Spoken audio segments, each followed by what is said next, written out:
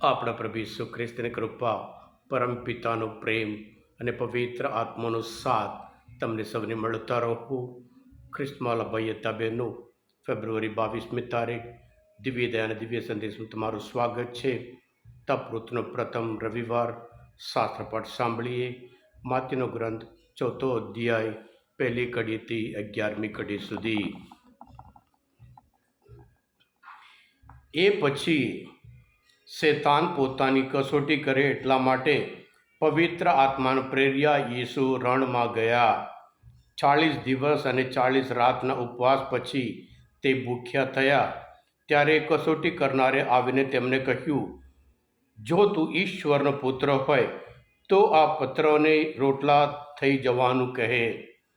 ઈસુએ જવાબ આપ્યો, શાસ્ત્રમાં લખ્યું છે કે માણસ એકલા રોટલા ઉપરથી નથી જીવતો, પણ તે ઈશ્વરના ઉચ્ચારેલા પ્રત્યેક વચન ઉપર એ જીવે છે. પછી શેતાને તેમને પુણ્યનગરી યરુશલેમમાં લઈ જઈ મંદિરના શિખર ઉપર ઊભા રાખીને કહ્યું, જો તું ઈશ્વરનો પુત્ર હોય તો તું પડતું મૂક, કારણ શાસ્ત્રમાં લખ્યું છે કે તે પોતાના દૂતોને તારી સંભાળ રાખવાની આજ્ઞા ફરમાવશે અને રખીને તારા પગ પથ્થર સાથે ભટકા એ માટે તેઓ તને પોતાના હાથ ઉપર ઝીલી લેશે. ઈશ્વરે સામેથી કહ્યું, શાસ્ત્રમાં એમ પણ લખ્યું છે કે તારે તારા ઈશ્વર પ્રભુની કસોટી કરવાની નથી. ફરી શેતાન ઈસુને એક અત્યંત ઊંચા પર્વત ઉપર લઈ ગયો અને ત્યાંથી તેણે તેમને વિશ્વના સર્વ રાજ્યો અને તેમના વૈભવ બતાવ્યા અને કહ્યું, તું જો મને પગે પડતો હોય તો મારી પૂજા કરતો હોય તો આ બધું હું તને આપીશ. ત્યારે ઈશ્વરે તેને કહ્યું, હટ શેતાન, શાસ્ત્રમાં લખ્યું છે તારે તારા ઈશ્વર પ્રભુની પૂજા કરવી અને તેની જ સેવા કરવી. અને પછી શેતાન તેમને છોડીને ચાલ્યો ગયો. એટલે દેવદૂતો આવીને તેમની સેવા કરવા લાગ્યા. આ પ્રભુની વાણી છે, તે આપણો આધાર છે. ખ્રિસ્તમાં ભાઈ હતા બહેનો, કસોટી દરેકના જીવનમાં કસોટી આવે છે, અલગ અલગ રીતે આવે છે. જ્યારે કસોટી ઉપર વિજય મેળવીએ ત્યારે આપણને એ અચીવસ બનાવે છે. પ્રભુ ઈસુના જીવનમાં કસોટી, જૂના કરારમાં આદિમાં જે આદમ હેવા હતા એમના જીવનમાં પણ કસોટી. હેવાને લાગ્યું જે દેખાવમાં સુંદર અને ખાવામાં સારા એમ કરીને એ કસોટીમાં એ લોકો નાપાસ થયા હતા. દાઉદ રાજા કસોટીમાં નાપાસ થયા હતા. અને એવી જ રીતે આપણે જોઈએ છીએ ઇઝરાયેલના લોકો રણમાં 40 વર્ષ રખડતા હતા. એમના જીવનમાં એટલી બધી કસોટી અને દુઃખ. અને એવી રીતે મોસેના જીવનમાં પણ કસોટી, એમાં પણ એ હારી ગયા. ઈશ્વર પાણી માટે જે ખડક ઉપર એક વખત ખકડાવવાનું કહ્યું હતું, એમણે 2 વખત ખકડાયું. આવી રીતે ઘણા બધાના જીવનમાં કસોટી આવી હોય અને તેઓ નિષ્ફળ થયા હોય, પણ પ્રભુ ઈસુના જીવનમાં પણ કસોટી. અને આ કસોટી એટલા મહત્વનું છે. ત્રણેય શુભ સંદેશકાર માથી, માર્ક અને લૂક ત્રણેય સંદેશકાર આ પ્રભુ ઈસુના જીવનમાં જે કસોટી બાબતમાં લખે છે. હા ખ્રિસ્તમાલા ભાઈ હતા બહેનો, ત્રણેય વખત જ્યારે પ્રભુ ઈસુ ભૂખ્યા હતા, જ્યારે માણસ ભૂખ્યા હોય ગમે તે કરીને એ ખાવા માટે કોશિશ કરતો હોય, એવા સમયમાં શેતાન આવે છે અને પ્રભુ ઈસુ ઈશ્વરના વચન દ્વારા એને પરાજય કરે છે. અને પછી ફરી મંદિર ઉપર લઈ જઈને કહે છે, તો અહીંથી કૂદ, તારા દેવદૂતને પકડશે.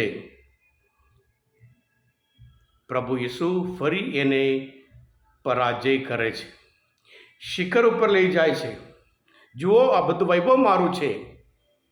જેવી રીતે હેવાને લાગ્યું આ દેખાવમાં સુંદર અને ખાવામાં સારા, પણ પ્રભુ ઈસુ આ કસોટી ઉપર પણ વિજય મેળવે છે. હા ખ્રિસ્તમાલા ભાઈ હતા બહેનો, કદાચ આપણને લાગે છે કે પ્રભુ ઈસુના જીવનમાં કસોટી અને એવી જ રીતે આપણા જીવનમાં દરેકના જીવનમાં પણ કસોટી ઉપર કસોટી આવે છે. ખ્રિસ્તમાલા ભાઈ હતા બહેનો, આ પ્રભુ ઈસુના જીવનમાં કે જે કસોટી એના ઉપર પ્રભુ વિજય મેળવે છે, એ આપણને આશા આપે છે, એ આપણને પ્રોત્સાહન આપે છે, એ આપણને હિંમત આપે છે, એ આપણને પ્રેરણા આપે છે. પ્રભુ જેવી રીતે ઈશ્વરના વચન દ્વારા શૈતાન ઉપર વિજય મેળવ્યો, એવી રીતે આપણે પણ આપણા જીવનમાં અલગ અલગ રીતે કસોટી આવતી હોય છે. એ શારીરિક જરૂરિયાત હોય કે માનસિક બાબત હોય, અને પછી અલગ અલગ રીતે ઈચ્છા હોય, પણ પ્રભુ જેવી રીતે પરાજય કર્યા હતા, પ્રભુ ઈસુ પોતે વિજય મેળવે. કસોટી આપણું જીવન એક મહત્વ આનંદપૂર્વક બતાવે છે. કસોટીઓ દ્વારા આપણા જીવનમાં જે શક્તિ હોય, જે અંધકાર જે શક્તિ છુપાયેલી હોય, એ શક્તિ બહાર નીકળે છે. અને ત્યારે એ કસોટી પર વિજય મેળવીએ ત્યારે આપણા જીવનમાં આનંદ આપે છે. ખ્રિસ્તમાલ ભાઈ હતા બહેનો, એટલે યાકોબ પોતે કહે છે એમના પત્રમાં, પહેલા પત્રમાં 12મો અધ્યાયમાં, કસોટીમાં જે ટકી રહે છે તે માણસ પરમ સુખી છે, કારણ કસોટીમાંથી પાર ઉતર્યા પછી ઈશ્વર તેને ઇનામમાં જીવન આપશે, જે આપવાનું તેણે પોતાના ભક્તોને વચન આપ્યું છે, એ પ્રમાણે આપણને જીવન મળશે. સાથે સાથે હિબ્રુના ગ્રંથમાં 4 અધ્યાય 15મી કલમમાં આપણા પ્રભુ ઈસુ ખ્રિસ્ત એવા છે જે આપણી દુર્બળતાઓ પ્રત્યે સહાનુભૂતિ ના રાખી શકે, બલકે એવા છે જેમને આપણા જેવી જ બધી જ કસોટીઓનો અનુભવ થયો, સિવાય પાપનો. જો પ્રભુ ઈસુ આગળ વધ્યા હોય, પ્રભુ ઈસુ આપણે માર્ગ બતાવ્યું હોય, આપણે પણ જેટલું ઈશ્વરના વચન માટે મુખ્યત્વ આપીએ, ઈશ્વરના વચન આપણને આશા આપે છે, ઈશ્વરના વચન આપણને હિંમત આપે છે, ઈશ્વરના વચન આપણા જીવનમાં વિજય ઉપર વિજય આપે છે. હા ખ્રિસ્તમાલા ભાઈ હતા બહેનો, તપૃતનું જે હેતુ હોય એ છે હૃદય પલટો.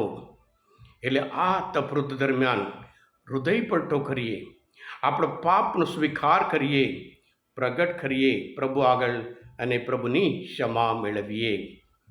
હા ખ્રિસ્તમાલા ભાઈ હતા બહેનો, આજના મનનચંદ્ર શાસ્ત્ર પાઠ સમજવા માટે, પ્રભુને ઓળખવા માટે મદદ તરફતા હોય, તમે પોતે દિવ્ય સંદેશ સબસ્ક્રાઈબ કરજો અને બીજા માટે પણ ફોરવર્ડ કરજો, કારણ તમે બધા આશીર્વાદિત છો, અભિષિક્ત છો. પ્રભુ ઈસુ, હું તમારામાં વિશ્વાસ રાખું છું.